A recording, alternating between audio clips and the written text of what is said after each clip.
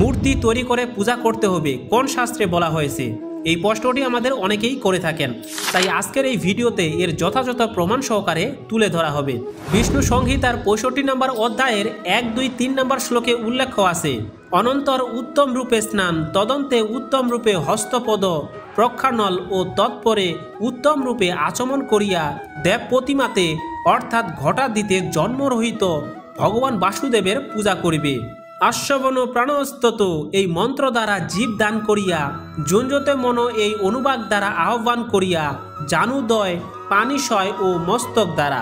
এছাড়াও সাততাপ সংহিতা 2 নম্বর অধ্যায়ের 22 ও 23 নম্বর শ্লোকে উল্লেখ আছে, শ্রীকৃষ্ণের প্রতিমূর্তি নির্মাণ করিয়া পঠ্যবস্তু দ্বারা ওই মূর্তি বেষ্টন করত, উক্ত বেদের পূজাবিধি অনুসারে পূজা করিবে।